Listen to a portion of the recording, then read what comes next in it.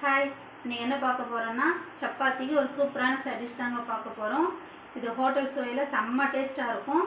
இது சப்பாத்திக்கு மட்டும் இல்லை, இட்லி, தோசை, புலாவ் எல்லாத்துக்குமே சூப்பரான ஒரு அட்டகாசமான சைட் டிஷ்ங்க. இப்போ வாங்க அது எப்படி செய்யுதுன்னு பார்க்கலாம்.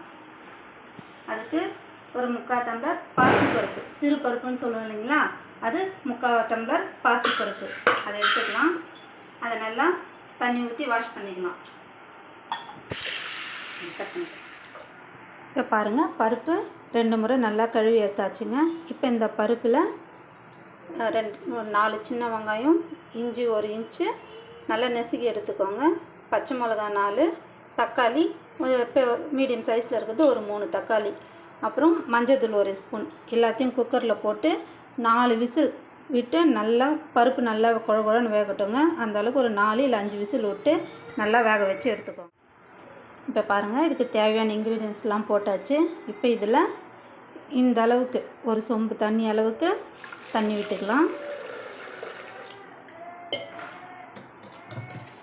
தண்ணி விட்டு நல்லா கலக்கி குக்கர் அடுப்பில் வச்சு ஒரு 5 விசில் விட்டு எடுத்துக்கலாம். எடுத்த பிறகு காட்டுறேன் எப்படி இருக்குன்னு பார்க்கலாம். ஓகே, இப்போ பாருங்கள் 5 விசில் விட்டு இறக்கியாச்சு. ஸ்டீம் எல்லாம் போன பிறகு எப்படி இருக்குது பாருங்கள். வெங்காயம், தக்காளி, மிளகாலாம் நல்லா சூப்பராக வெந்து வந்திருக்கு.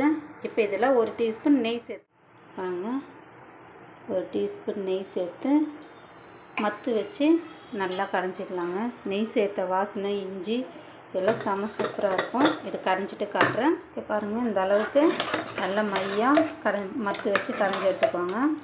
அகைன் இதில் ஒரு 1/2 டம்ளர் தண்ணி ஊற்ற போகிறோம். மறுபடியும் இதை நம்ம கொதிக்க வைக்க போகிறோம்.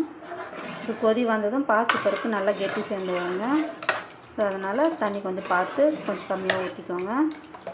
இந்த அளவுக்கு தண்ணி ஊற்றி நம்ம நல்லா கொதிக்க வைக்கணும். இங்கே பாருங்கள், நல்லா கொதி வருது. இந்த மாதிரி கொதி வரும்போது குழம்புக்கு தேவையான அளவுக்கு உப்பு சேர்த்துக்குவோங்க.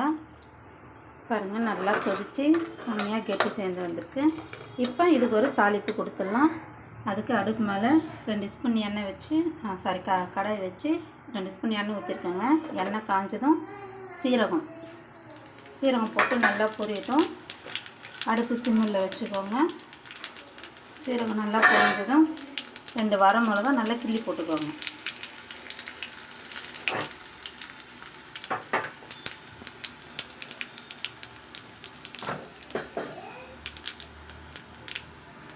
வரமிளகா கிள்ளி போட்டது மறக்காமல் பெருங்காயம் கொஞ்சம் தாராளமாக போட்டுக்கோங்க. அதான் வாசனை செம்மையாக இருக்கும். பெருங்காயம் போட்டதும் அடுப்பு ஆஃப் பண்ணிவிட்டு இதை நம்ம அப்படியே குழம்புல போட்டுக்கலாம்.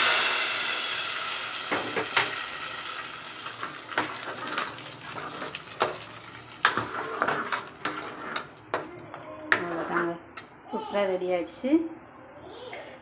இதில் நல்லா ஒரு கைப்பிடி அளவுக்கு கொத்தமல்லி போட்டுக்கோங்க. நம்ம நெய் ஊற்றிருக்கோம் இல்லையா, நெய் வாசனை, இஞ்சி, இந்த கொத்தமல்லியெல்லாம் சேர்ந்து செம்மையாக வாசனை சூப்பராக வருதுங்க. பாருங்கள், தாளித்து விட்டு நல்லா கெட்டி சேர்ந்துருக்கு. பாருங்கள், ஒரு சூப்பரான பருப்பு தால் சப்பாத்திக்கு சைட் டிஷ்ஷாக ரெடி ஆகிடுச்சுங்க. நீங்களும் உங்கள் வீட்டில் இது மாதிரி செஞ்சு பார்த்து எப்படி இருக்குன்றதை கமெண்ட் பண்ணுங்கள். Okay, thank you.